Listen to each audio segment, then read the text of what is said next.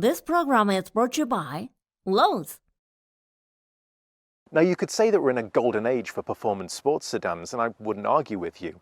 On the one hand, you have the traditional players who are offering things from BMW and Mercedes, and on the other hand, you have Genesis and other new upstarts trying to crowd in on that space. And they're all doing a similar thing. They're giving you a car which, on the one hand, is luxurious and has that same sort of kudos that you'd expect and would impress down at the golf club, or just on the driveway for the neighbours. And on the other hand, when the roads get twisty and more entertaining, you have something which is more rewarding to drive. And maybe you don't have the budget for two cars, and maybe you don't have the garage space for two. But that's a really difficult challenge. And into that challenge wades this, the brand new Audi S6. Now, it's hotter than a regular A6, but not quite as hot as an RS6. And that means it has to straddle a line between performance and luxury.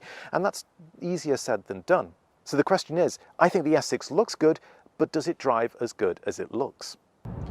A moment of silence, please, for the old 4-litre V8 engine. That's gone in this generation. It's replaced by a 2.9-litre V6 with twin turbochargers, and it's actually a hybrid. They put an electric compressor on top of the turbochargers and use the 48-volt electrical system to spin them up faster. Now, it means that Audi can actually promise almost 20% more efficiency from the engine, but without a loss in performance. You get 444 horsepower, 443 pounds per foot of torque, so this is not a slow car. Now, the standard car gets air suspension, and it's a really good system. It means that in comfort mode it wafts along like an A6, and in dynamic mode everything gets noticeably tighter. Audi will offer a steel sports suspension package too, but to be honest with you, I don't think most people should choose it. It's certainly the stiffest and the most sporting of the setups, but it also means that you lose out on some of the comfort that people buying an S6 also want as well. One of the things that Audi seems to just nail every time with the S-Series is that duality of modes. On the one hand, you can drive the S6 just like a regular Audi and get a luxury car experience. On the other, you can hit the drive select mode buttons, put it into dynamic, and then everything tightens up just enough to have some fun, but without you feeling like you're going to go hurtling off the side of the road if you're not paying attention.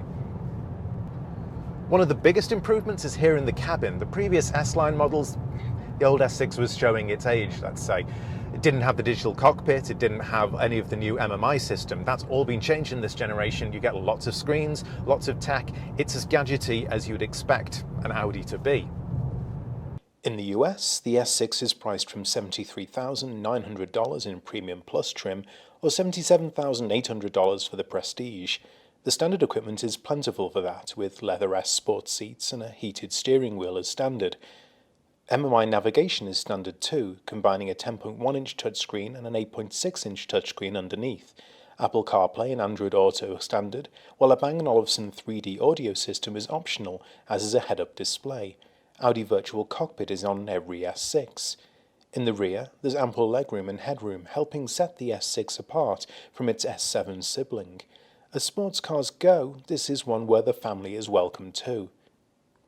Now, my takeaway for the new S6 is that all of a sudden this is a car worth paying attention to. The old A6, it was showing its age. Inside it was a button fest. It just didn't feel quite as up-to-date as Audi's reputation demanded and as the rivals were forcing it to be. Now, the new A6 raised that game considerably, and the S6 does that again. It does a really, really good job of being both a performance car and a luxury car, and if that's what you're looking for and you like the looks, this is a really good place to start for that performance driving, luxury driving feel.